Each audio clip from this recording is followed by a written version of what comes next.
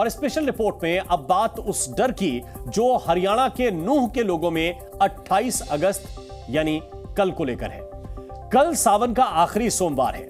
देश भर के शिव मंदिरों में शिव भक्त उमड़ेंगे, जलाभिषेक होगा, जयकारे लगाए जाएंगे। लेकिन हरियाणा के नूह में भक्तिमय माहौल के बीच तनाव होगा। सरकार और प्रशासन के सामने कानून व्यवस्था को बनाए रखने की बड़ी चुनौती होगी, क्योंकि विश्व हिंदू परिषद नूह में ब्रजमंडल जलाभिषेक यात्रा को लेकर अपने फैसले पर अड़ा हुआ है।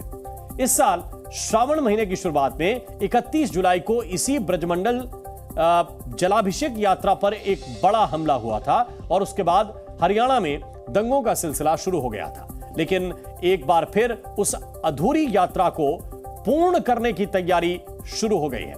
विश्व हिंदू परिषद ने साफ साफ कह दिया है कि कल सुबह 11 बजे से यह यात्रा निकाली जाएगी और मंदिरों में सामूहिक जलाभिषेक किया जाएगा।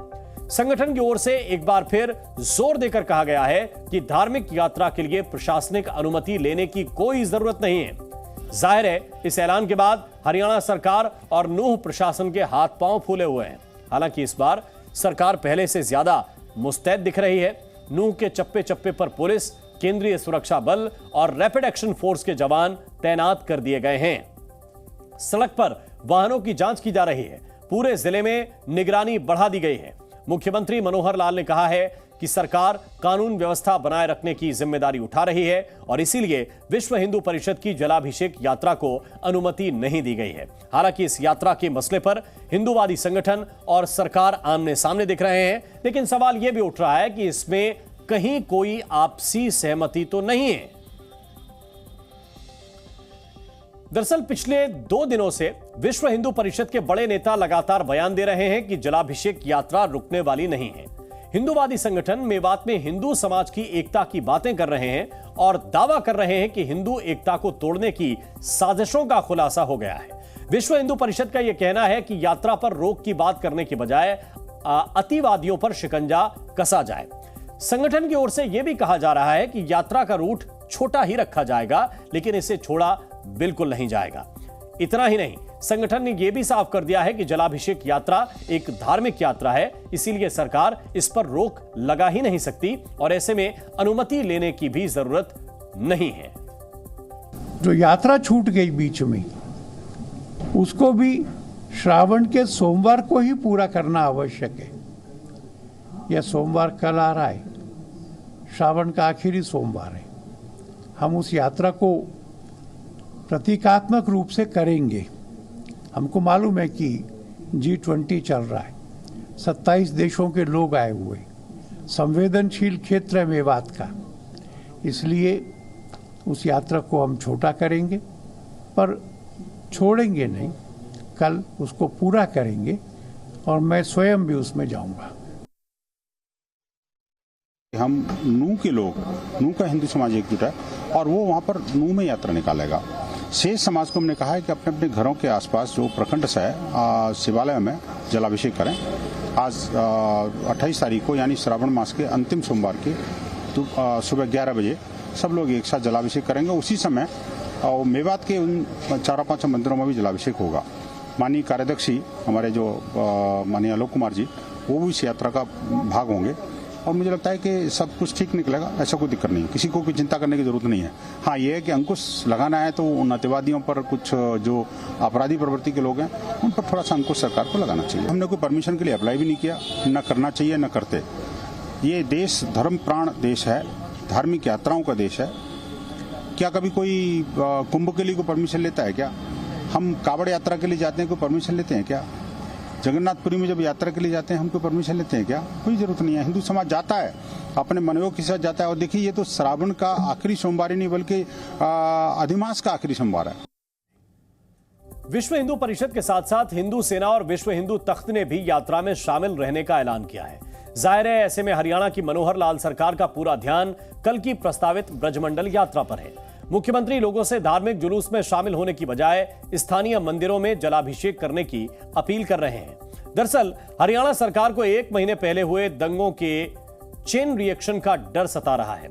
वैसे मुख्यमंत्री कह तो रहे हैं कि लॉ एंड ऑर्डर और सुरक्षा को बनाए रखना सरकार की जिम्मेदारी है, लेकिन 31 जुलाई के बाद हुई हिंसा पर सीएम के उस बयान को भी लोग याद कर रहे हैं जब उन्होंने कहा था कि सबको सुरक्षा देने की गारंटी मुश्किल है। आप इन दोनों बयानों को सुनिए। देखिए, समाज आपस में जब तक सद्भाव नहीं होता तब तक सुरक्षा को एक चैलेंज रहता है। और आप ये मानिए, हर व्यक्ति की सुरक्षा न पुलिस कर सकती, न आर्मी कर सकती, न आप और हम कर सकते। आप कहीं भी चले जाइए, दुनिया में किसी भी देश में चले जाइए, हर व्यक्ति की सुरक्षा पुलिस के द्वारा करना संभव नहीं होता। हमारी 130 करोड़ आबादी है, हरियाणा की लगा लें तो 2 करोड़ 70 लाख आबादी है। अब 2 करोड़ 70 या 80 लाख आबादी, हमारी पुलिस कितनी है? अब 60,000 50,000। महीना भर पहले ही जिस प्रकार की वहाँ घटनाक्रम हुआ है, तो वहाँ की लॉ एंड ऑर्डर की व्यवस्था बनी रहे, सुरक्षा रखना ये सरकार का दायित्व होता है। हमने अपील भी की है और अपील करने के बाद हमारे एडमिनिस्ट्रेशन ने, पुलिस ने, प्रशासन ने ये निर्णय लिया है कि यात्रा ना करके सब लोग अपने अपने स्थानीय मंदिरों में जाकर जलाभिषेक का कार्यक्रम करें। यात्रा के लिए बना गया है, लेकिन मंदिरों में जलाभिषेक कार्यक्रम, क्योंकि श्रावण मास का वो अंतिम सोमवार है, जनता की श्रद्धा होती है, तो जनता की श्रद्धा के हिसाब से उनको परमिशन छूट मिलनी चाहिए। दरअसल हरियाणा में सरकार पसोपेश में है। पिछले महीने की हिंसक वारदातों को देखते हुए सरकार के पास यात्रा को अनुमति नहीं देने के सिवा कोई चारा नहीं था। लेकिन इसकी वजह क्या हो सकती हैं, आपको यह भी बताते हैं। दरअसल नूंह के पास तावड़ू में G20 की एक बैठक होने जा रही है। भारत इस बार G20 की अध्यक्षता कर रहा है। तावड़ू में 3 सितंबर को G20 की बैठक होने वाली है। हरियाणा सरकार और प्रशासन को आशंका है कि इस यात्रा से तनाव के हालात बन सकते हैं। सरकार को यह भी डर है कि कोई हिंसक घटना बदनामी का सबब भी बन सकती है। अब आपको बताते हैं कि नूंह में इस वक्त ग्राउंड रियलिटी क्या है। तो जलाभिषेक यात्रा कल सुबह 11 बजे शुरू होगी और आज रविवार को नूंह में प्रशासनिक गहमा गहमी भी दिखाई दी। लेकिन पहले आपको यह बताते हैं कि कल जलाभिषेक यात्रा कहां से शुरू होगी और कहां तक जाएगी।